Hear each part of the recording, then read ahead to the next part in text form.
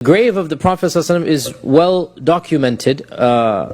Nobody has been inside the actual chambers of Aisha for at least 11 centuries. And nobody should go inside. There are still keys to get you to some inner chambers, but not the innermost chamber. The actual house of the Prophet ﷺ was not bigger than 10 feet by 10 feet, let's say. A very small room. This was not a large mansion. And yet the modern day grave is at least, 60 feet or so, or something. It's massive, right? If not more than 60 feet actually, right? It's a massive place. What happened was, over the centuries, people continued to build walls and barriers between the original house of Aisha and the external grave, or the external people, excuse me.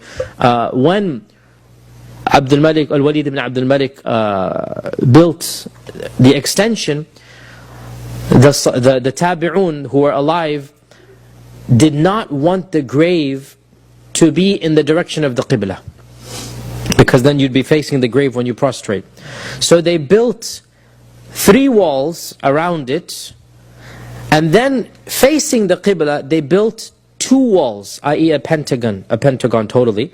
And the 2 walls were not in the middle mixing, they went a little bit astray, so that anybody facing it was facing a slanted wall basically.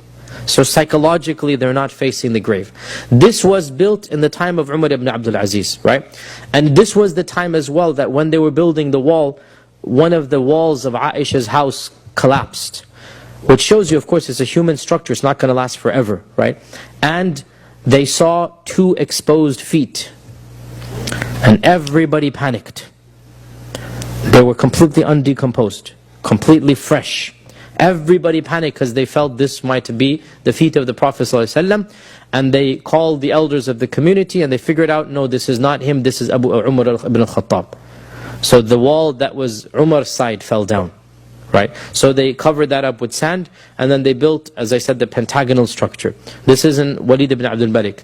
Then over the course of the next centuries, the pentagonal structure was then another large room, and then another room,